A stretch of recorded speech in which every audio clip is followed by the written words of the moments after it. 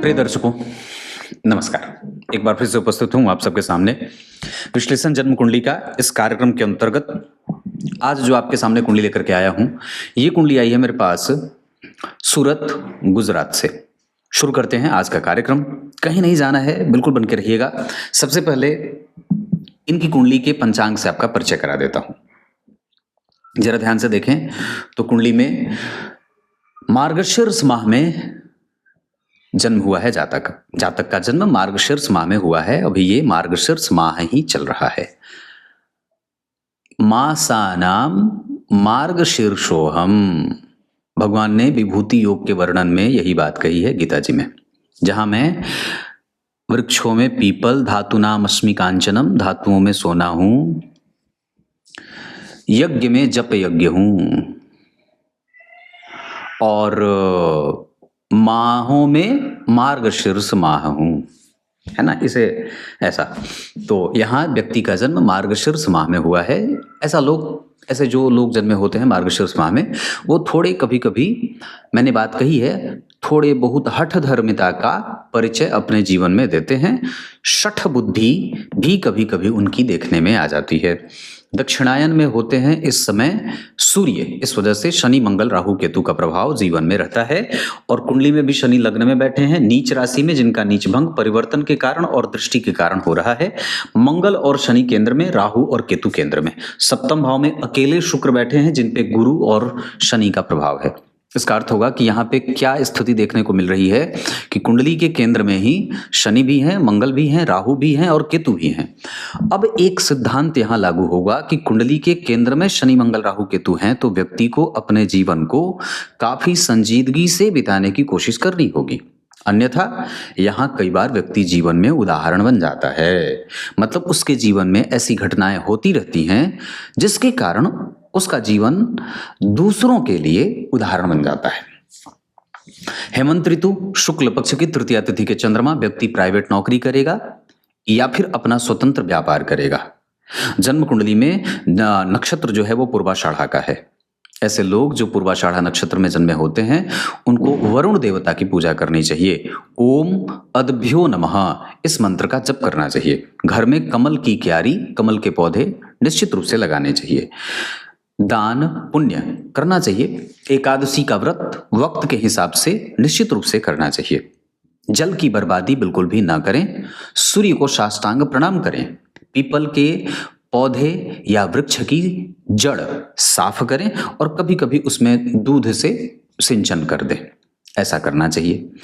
इसके साथ वृद्धि योग में जन्मा व्यक्ति निरंतर वृद्धि को प्राप्त करता है, मतलब शून्य से लेकर शिखर तक की यात्रा करता है। क्षत्रिय वर्ण होगा, मनुष्य गण है, इस वजह से व्यक्ति के जीवन में रजस तत्व की प्रधानता रहेगी। मतलब व्यक्ति थोड़ा ईर्ष्या, थोड़ा द्वेष, छल कपट, थोड़ा मोह मात्सर्य, आलस्य, प्रमाद आदि करता है और राजसिक सुखों से प्रभावित होता है या राजसिक इच्छाओं की पूर्ति करने वाला। रजस तत्व मतलब राजसिक है, उसके पास इच्छा है, महत्वाकांक्षा है और वो पूर्ति करने वाला होगा। इनके सबसे ज्यादा प्रश्न धन को लेकर के हैं, इस वजह से मैं सबसे पहले वही क्लियर कर देता हूं। लग्न में गुरु बैठे हैं, किम कुर्वन्ते सर्वे ग्रहा यस्य केंद्रे बृहस्पति। लग्न में गुरु बैठे हैं, शुक्रो 10 सहस्त्राणि बुद्धो 10 शतानि च, लक्ष्य में कम तु दोषाणाम गुरु लग्ने व्यपोहति। लग्न में गुरु 1,00,000 दोषों का शमन कर देते हैं। जन्म कुंडली के योग कारक ग्रहों की स्थिति में शनि इस कुंडली के लिए दशम और एकादशवें भाव के अधिपति होकर के पापी भाव के स्वामी होते हैं, लग्न में बैठे हैं और एकादशवें और दशम स्थान के स्वामी होकर के बैठे हैं, तो व्यक्ति अपने पिता से ज्यादा धन कमाएगा। माता के लिए, पिता के लिए, मामा के लिए, मामी के लिए, दादा के लिए, दादी के लिए, न्याय के लिए, धर्म के लिए, दर्शन के लिए व्यक्ति समाज में बड़ा ऊंचा उठ जाने वाला होता है। गुरु और शनि अगर जन्म कुंडली के केंद्र में बैठ गए तो जन्म कुंडली के जितने ग्रह हैं वो सारे के सारे ग्रह परिणाम देंगे और न्याय करेंगे। ये दो सिद्धांत आपको जीवन में हमेशा याद रखना होगा जब कभी भी आप गुरु और शनि का दर्शन एक साथ कुंडली में करते हो। यहां पे देखिए, गुरु और शनि का संबंध नहीं है। लग्न कुंडली में गुरु और शनि एक साथ हैं, दशमांशा कुंडली में गुरु और शनि का संबंध नहीं बन रहा है। इसका अर्थ होगा कि व्यक्तित्व में न्याय है, पर कर्म क्षेत्र में व्यक्ति के जीवन में भटकाव रहेगा। नौमांस चक्र में गुरु का प्रभाव केंद्र में है, सूर्य का प्रभाव अष्टम में है, शुक्र वर्गोत्तम हो रहे हैं, राहु चंद्रमा का ग्रहण योग बन रहा है। मतलब दाम्पत्य में हमें फोकस बढ़ाना होगा, दाम्पत्य को सही करना होगा। दूसरा, यहां मंगल केंद्र में उच्च के होकर के बैठे हैं, शुक्र मालव्य योग, मंगल रुचक योग, लग्न में गुरु शनि का न्याय योग बन रहा है। इस कारण से यहाँ जन्म कुंडली में एक बड़ा विलक्षण प्रभाव देखने को मिल जाएगा। लग्न के अधिपति का दशम स्थान में जाना और उच्च का होना लक्ष्मी संपन्न योग बनाएगा, कुल दीपक योग बन जाएगा। धन भाव के स्वामी का जन्म कुंडली के सप्तम में आना स्वग्रही मालव्य योग बनेगा। लेकिन बात बड़ी अद्भुत है कि ये शुक्र राहु और केतु से केंद्र में और गुरु से दृष्ट हैं। विचार करिए, धन के कारक गुरु धन के अधिपति शुक्र को देख रहे हैं और साथ ही साथ जन्म कुंडली के धन भाव पे केतु का प्रभाव। इस वजह से व्यक्ति अनुभव भी प्राप्त करेगा और धनवान भी होगा। इसमें जरा भी संशय नहीं है कि व्यक्ति अपना स्वतंत्र कारोबार करना चाहे तो 200% कर सकता है। आपकी कुंडली में कौन सा ऐसा ग्रह है जो ये बताएगा कि आप व्यापार करेंगे या नौकरी?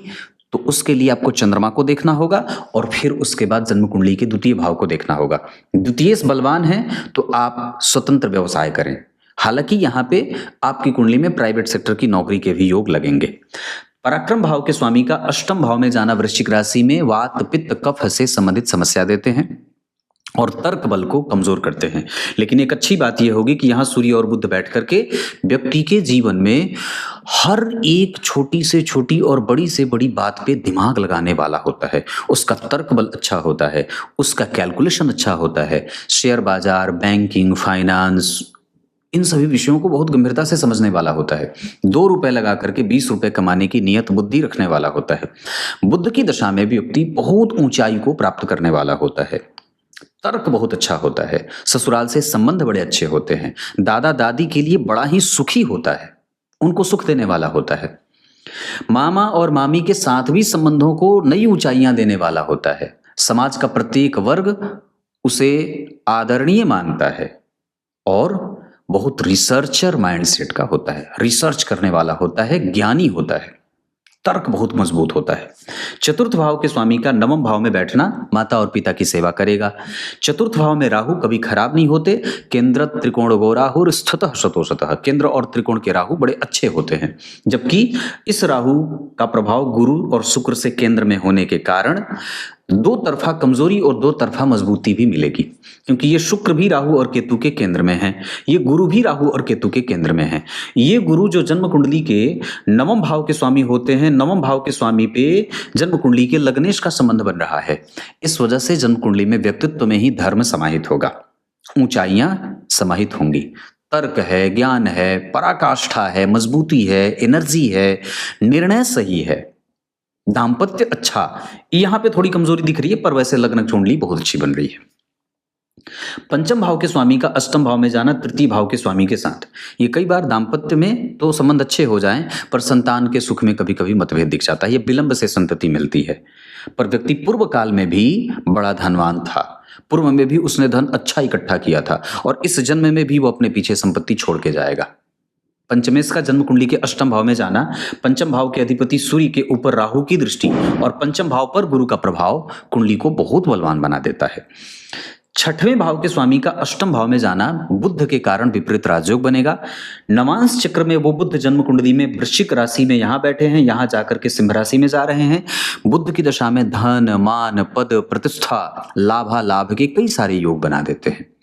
सप्तम स्थान में स्वग्रही शुक्र का बैठना और यहाँ पे शुक्र का स्वतः बैठना, यहाँ पे भी ये व्यक्ति की कुंडली में शुक्र को बलवान बनाएंगे, या ये कह सकते हैं कि शुक्र यहाँ उत्तम परिणाम देने वाले ग्रह बनेंगे, जिसके कारण व्यक्ति की लग्जरी हो जाए, अनुभव बड़ा बढ़िया हो जाए, ज्ञान गुण बड़ा उत्तम परिणाम देने वाला हो जाता है, भविष्य को समझने की शक्ति बड़ी अच्छी हो जाती है। शुक्र की दशा में व्यक्ति का विवाह हो, संतान हो, भवन भूमि वाहन का सुख प्राप्त हो, तो ऐसी कौन सी दशा बन रही है जो आपको सब कुछ देने वाली बनेगी?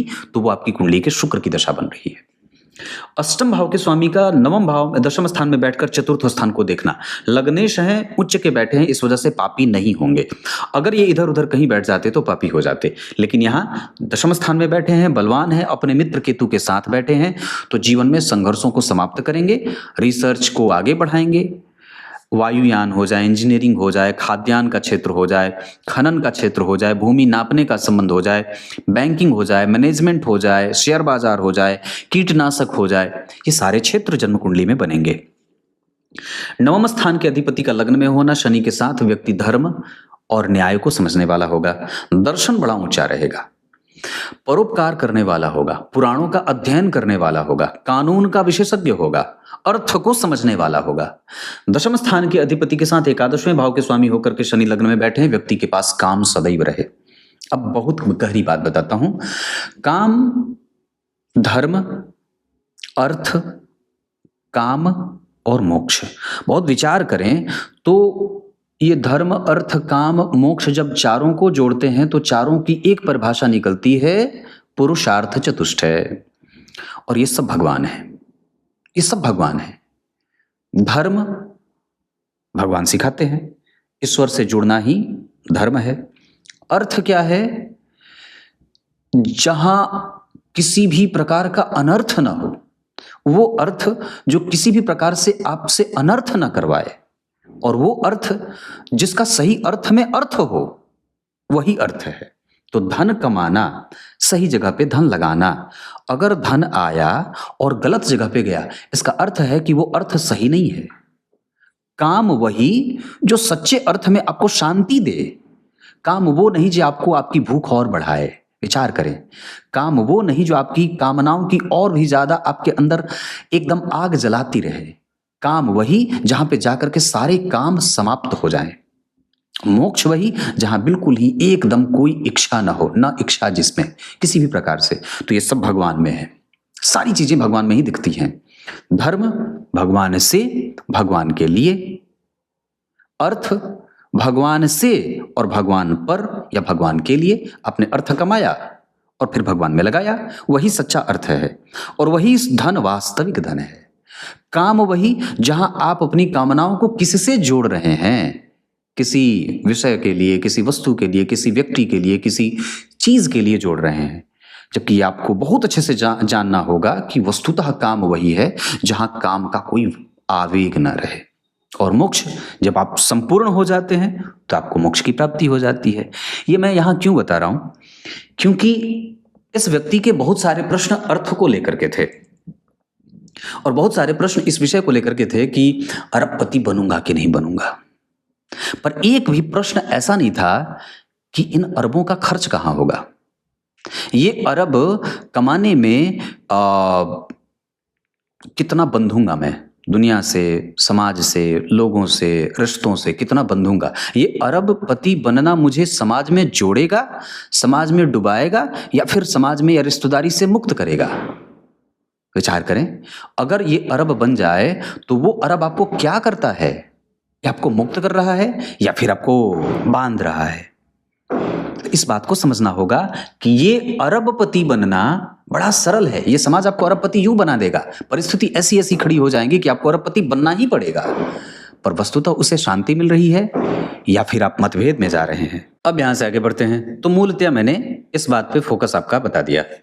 सूर्य ज्येष्ठा नक्षत्र में 24 अंश पे बैठे हैं, आत्मकारक हैं। नवांश चक्र में वो और भी ज्यादा सुख देने वाले बन रहे हैं। चंद्रमा 20 अंश के दूसरे सर्वाधिक अंश के साथ उपस्थित ग्रह हैं। नवांश चक्र में वो बलवान होके बैठे हैं। इसका अर्थ होगा कि ये ग्रह भी आप में दम भरने का काम करेगा। मंगल उच्च के हैं। नवांश कुंडली के आधार पर वो आपकी कुंडली में आपके अंदर साहस, बल, धैर्य और पराक्रम भरने का काम करेंगे। बुधदेव आपकी कुंडली में आपका तर्क बढ़ाएंगे। अनुराधा नक्षत्र में बैठकर कंप्यूटर और आधुनिक गणित को समझने में मदद करेंगे अपनी दशा काल में। देवगुरु बृहस्पति आपकी कुंडली में वर्गोत्तम है और वर्गोत्तम ग्रह बली होता है, और इसके बलवान होने के कारण यहाँ पे आपकी कुंडली में भले ही सूर्य आत्मकारक और चंद्रमा अमात्य कारक बनते हों, पर बलवान ग्रहों की जब भी बात होगी तो उसमें पहले नंबर पे देवगुरु बृहस्पति ही आएंगे। ऐसा इसलिए क्योंकि देवगुरु बृहस्पति वर्गोत्तम हो जाएंगे, और शास्त्रकार लिखते हैं वर्गोत्तमो तत् स्वनवांश कास्तु। ग्रह अगर वर्गोत्तम हो या अपने नवांश में बैठा हो तो वो सबसे ज्यादा मजबूत हो जाता है। शुक्रदेव स्वाति नक्षत्र में 11 हंस पे बैठे हैं, दाम्पत्य और जीवन के समस्त सुखों और संसाधन से आपका मेल करा देंगे। जबकि शनिदेव आपको अनुशासन सिखाएंगे, थोड़ा बहुत बीमार बनाएंगे, आलस्य देंगे, प्रमाद देंगे और कभी कभी कठोर निर्णय लेने वाला या जल्दबाजीपन या आलस्य की स्थिति के बीच में लेके जाएंगे। ये दोनों ही चीजें देखने को मिलेंगी। जबकि राहुदेव आपकी कुंडली में बलवान होकर के बैठे हैं, इस वजह से उनकी दशा भी जातक के लिए लाभ का अवसर देगी। व्यक्तित्व पे काम करना होगा, वाणी और शुद्ध करनी होगी। पैतृक संपत्ति से कोई विशेष फायदा मिले ना मिले, पर व्यक्ति अपने पीछे संपत्ति छोड़ जाएगा। मेहनत और बढ़ानी चाहिए, हम और भी ज्यादा न्यायप्रिय हो सकते हैं। हम अपने घर के माहौल को और ज्यादा ठीक और ठंडा कर सकते हैं। यश, मान, पद, प्रतिष्ठा, संतान, दाम्पत्य, प्रेम और सहिष्णुता इस कुंडली में भर भर करके है। जबकि नौकरी और व्यापार में नौकरी ज्यादा अच्छा, प्राइवेट हो तो ज्यादा बढ़िया है, आप अपने स्वतंत्र कारोबार में भी जा सकते हैं। ये शुक्रदेव के कारण मैं कह रहा हूं। दिनचर्या पे फोकस बढ़ाना है और व्यक्ति अनुभवी होगा। रिसर्च बहुत अच्छा। कंसंट्रेशन धर्म कुंडली में बिल्कुल कमजोर है, धर्म करना होगा, उदार बनना होगा, चरित्रवान बनना होगा, दान करना होगा, पूजा पाठ, मंत्र, नित्य शुद्धि का काम करें, शुचिता का पालन करें, मांसाहार का त्याग करें, हिंसा बिल्कुल भी ना करें, वैचारिक हिंसा भी ना करें। हिंसा का अर्थ होता है किसी को तकलीफ दे देना वैचारिक रूप से, वो भी ना करें। उसके बाद सामाजिक प्रतिष्ठा, नाम कमाना, धनवान होना इस कुंडली के लिए बड़ी आम बात हो जाएगी सामान्यतया। उसके बाद ये कुंडली अपने पराक्रम से ज्यादा प्राप्त करेगी और ये कुंडली कभी भी ऋण में नहीं रहेगी। ये कुंडली अपने जन्म स्थान से दूर जाकर के 100% सेटल हो जाएगी। कंप्यूटरीकृत शिक्षा इस कुंडली के लिए 100% अच्छी है। सावधान रहना होगा हमें किन किन दशाओं में। सामान्यतया हमें सावधान रहना होगा मंगल की दशा में और कभी कभी शुक्र के साथ शनि की अंतरदशा में। भवन, भूमि, वाहन से संबंधित जो दशाएं काम करेंगी वो मंगल और शनि की रहेंगी और शुक्र की दशा में भवन, भूमि, वाहन का सुख बढ़ेगा। माता और पिता में से पिता को रुग्णता मिल रही है, जबकि माता का प्रभाव ठीक है, थोड़े बहुत दोनों ही बीमार हैं। पूजा पाठ और धर्मशास्त्र में रुचि व्यक्ति की रहेगी, पर थोड़ा कम है, उसको और भी ज्यादा बढ़ाया जा सकता है। व्यक्ति भाग्यशाली है, इसमें कोई संदेह नहीं है। विद्या अध्ययन इस कुंडली का न्यायपूर्ण तरीके से होगा। ऊंची शिक्षा इस कुंडली में 100% प्राप्त की जा सकती है। होरा चक्र के आधार पर शनि, चंद्रमा, राहु, केतु और बुध सामान्यतया अपनी दशा काल में थोड़े बहुत ही सही पर मानसिक शांति जरूर देंगे, जबकि गुरु, मंगल, सूर्य और शुक्र 100% अच्छा परिणाम देने वाले ग्रह बनेंगे। नक्षत्र के आधार पर अगर मैं बात करूं तो आपकी कुंडली में पूर्वाषाढ़ा नक्षत्र में दान करना चाहिए।